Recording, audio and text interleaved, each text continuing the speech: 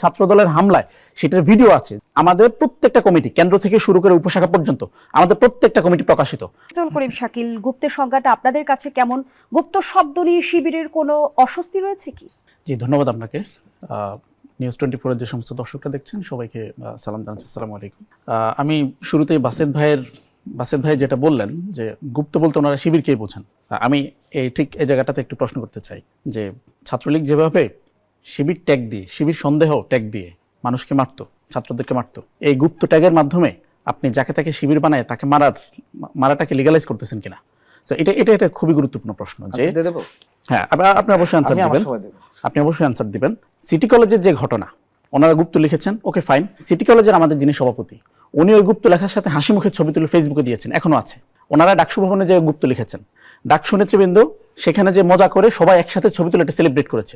City কলেজে সংঘর্ষের ঘটনা মোটেই গুপ্ত লেখার কারণে না। সিটি কলেজে যখন ওনারা ছাত্র শিবিরের ব্যানার নামায় ফেললেন, ওখানে যে গুপ্ত লিখলেন ছাত্র শিবির, এইটার নিয়মতান্ত্রিক প্রতিবাদ হিসাবে সেখানে বিক্ষোভ মিছিলের ডাক দিয়েছে। সেই বিক্ষোভ মিছিলে ওনারা হামলা করে আমাদের একজন ওয়ার্ড সভাপতি আশরাফুল নাম তার পায়ের গোড়ালি বিচ্ছিন্ন করে দিয়েছে। আপনি বলেন, আপনি আমার বিরুদ্ধে লিখবেন, ওকে ফাইন, আপনি বলেন, যা খুশি বলেন, আপনি গ্রাফিতি করেন, কিন্তু আমার মিছিলে, পূর্ব ঘোষিত মিছিলে হামলা করে আমার একজন কর্মীর পায়ের গোড়ালি কেটে দেওয়া, এইটা কি আপনি কি গুপ্ত ট্যাগের মাধ্যমে এই জিনিসটাই লিগালাইজ করতে চান?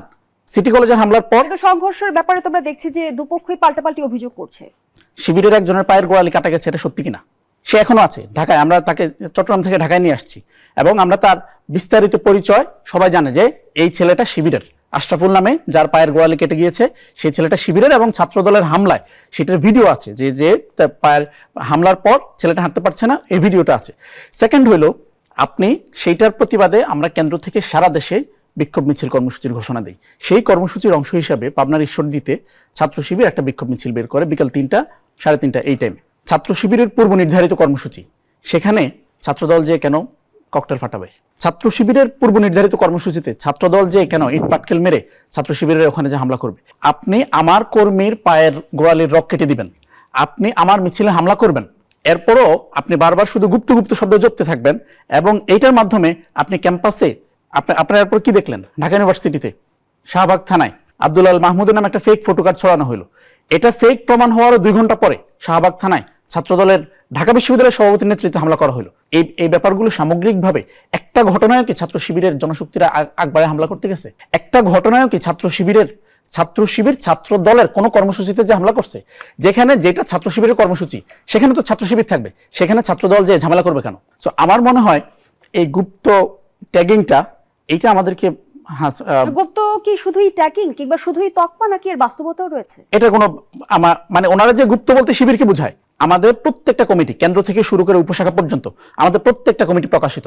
আমাদের বছরের শুরুতেই কেন্দ্রীয় সভাপতি থেকে শুরু করে প্রত্যেকটা মহানগর কমিটি, প্রত্যেকটা ইউনিভার্সিটি কমিটি, আমাদের প্রত্যন্ত অঞ্চলে, গ্রামে, জেলা, উপজেলা, ইউনিয়ন, ওয়ার্ড পর্যায়ে প্রত্যেকটা কমিটি প্রকাশিত।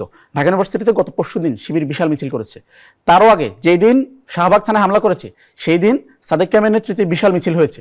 এরপরও যদি আপনারা বলেন গুপ্ত, তাহলে বোঝা যাবে যে আপনারা মূলত এই শব্দটা দিয়ে আপনারা আমাদেরকে পুনর্বার উন্মানুষ বানানোর প্রজেক্টে নেমেছেন।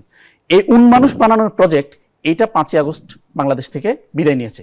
এই গুপ্ত শব্দের মাধ্যমে পুরনো কোনো ট্যাগিং কালচার ফিরে আনা, এই জিনিসটার বিরুদ্ধে মূলত আমাদের সংগ্রাম। দেখেন, এই গুপ্ত শব্দটা আপনি যখন গুপ্ত ট্যাগিংটা করবেন, এটা প্রবলেমটা কোথায়? এটা প্রবলেমটা হইল, আপনি গুপ্ত বলে একজন সাধারণ শিক্ষার্থীকে মারবেন, আপনি গুপ্ত বলে আপনার দলের আরেকজন নেতা যাকে আপনি পছন্দ করেন না, যাকে আপনি ম্যানেজ করতে চান, আপনি তাকে বাদ দিবেন। আপনি গুপ্ত বলে অন্য দলের কাউকে মারবেন। ধরেন ওই ছেলেটা হয়তো করে ছাত্র শক্তি, আপনি বললেন যে তুমি গুপ্ত বলে দিলেন মাইর। আপনি এইভাবে গুপ্ত বলে যেখানে সেখানে যাকে তাকে মারার একটা বৈধতা উৎপাদন করতে চাচ্ছেন।